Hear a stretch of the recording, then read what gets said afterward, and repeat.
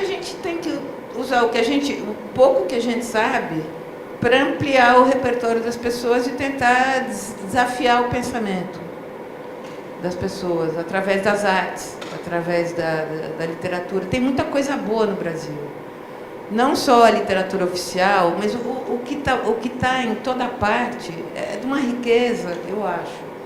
Então, eu acho que o que o SESC faz, e que acho que tem que fazer cada vez mais, é ter esse olhar, digamos, antropológico para a produção cultural brasileira e ver com esses olhos e problematizar tudo. Tem uma coisa engraçada, por exemplo, no Museu da Língua, agora tem uma história da língua portuguesa, que era uma parede de 30 metros que já tinha, e a gente está refazendo, atualizando. Tem coisas que a gente falou em 2005 que é um absurdo a gente hoje falar.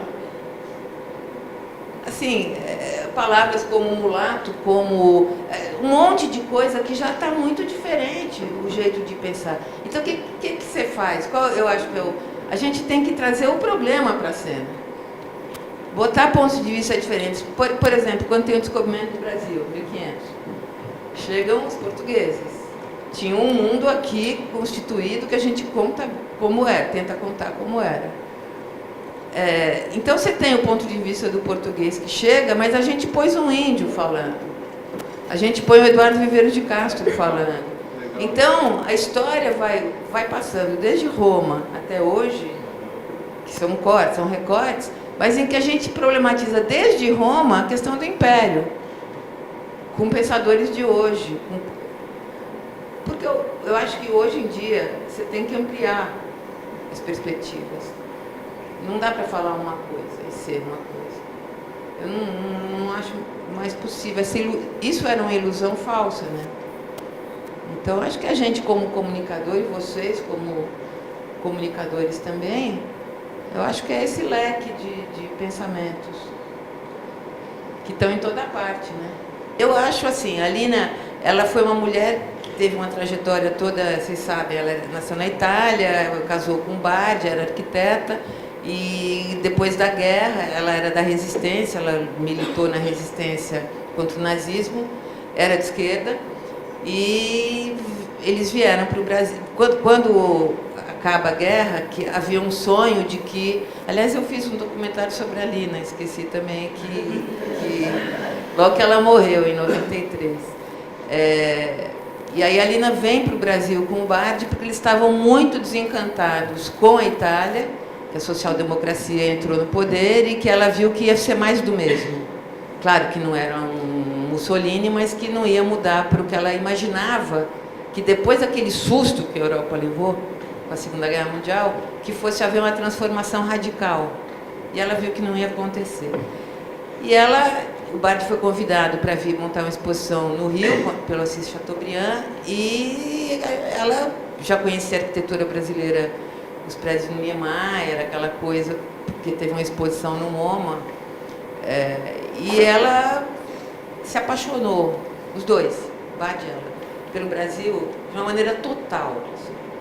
Era 47, o Brasil ainda era outro Brasil, era um Brasil que ela dizia que tinha duas aristocracias, a aristocracia e a aristocracia do povo. E que aqui ela encontrou, ela fala, como é que pode ainda índio andando nu em uma cidade como São Paulo estarem convivendo no mesmo momento e tal.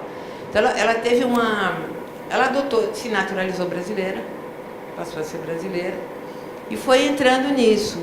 E vai entrar nisso para valer quando ela vai conhecer a Bahia. Ela foi convidada para dar aula na universidade, na Bahia, e aí ela pira, de verdade. E tinha um reitor da Universidade da Bahia, o Edgar Santos, que juntou vários exilados europeus e artistas e tal, para criar uma onda progressista na cultura baiana, que era muito retrógrada, muito conservadora. E ele reúne, assim, Kohreuter, Smetak, Lina, Martim Gonçalves, uma turma da pesada, uma bailarina polonesa maravilhosa. E esse povo fica ali por 3 anos em volta da Universidade da Bahia, aí tem um museu e tal, criando coisas geniais. Eu fiz um depoimento com o Caetano para esse documentário que eu fiz logo depois que a Lina morreu.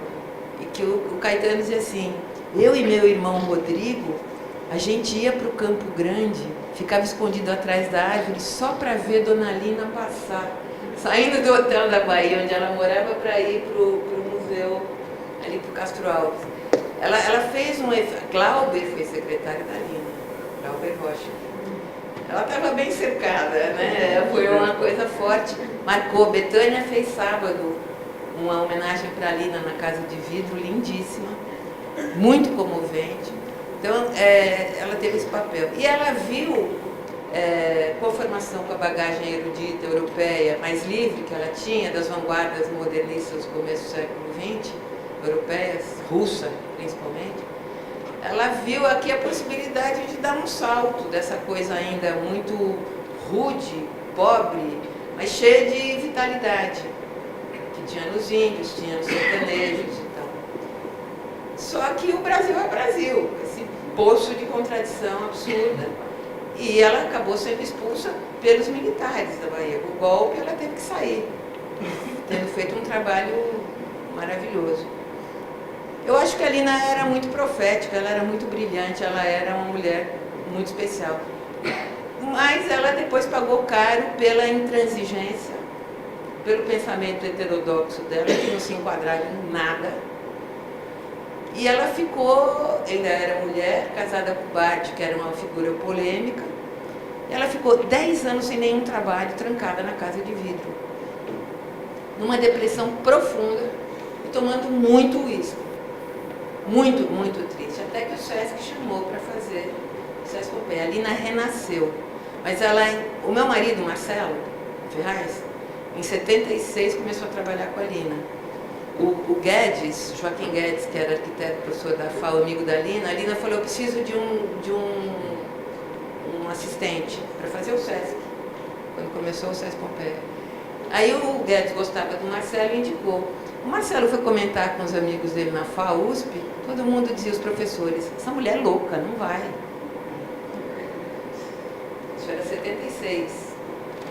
Todo mundo achava a Lina louca, maluca, ridícula, que era tudo errado. A Lina foi ser descoberta depois da morte dela. E agora a Lina está na moda. Agora foi o Guedes que chamou o Marcelo. Ele era muito amigo da Lina? Era amigo da, principalmente a mulher do Guedes. Ah, tá. Viviane. Não, putz, esqueci. Sei, mas não sabia que o Guedes era tão... E aí depois o Marcelo chamou o André Weiler, que era o melhor amigo do Marcelo, que também trabalhou com a Lina há muito tempo. Mas então a Lina tinha essa coisa, e ela não foi reconhecida em vida. E ela não deixou publicar nada enquanto ela estava viva. Todo mundo falava, Lina, você tem que publicar, você tem que publicar. Ela dizia assim, ou eu trabalho ou eu faço propaganda de mim. Eu não vou fazer propaganda de mim, então eu trabalho. Depois que eu morrer, vocês fazem. Aí no ano que ela morreu, a gente se juntou, Marcelo Suzuki, o Marcelo Ferraz, o André Weiler, e fizemos em 6 meses aquele livrão que virou um clássico, o documentário e uma grande exposição que inaugurou no MASP e rodou o mundo, né? É uma loucura isso. E agora a Lina virou uma pessoa famosíssima no mundo.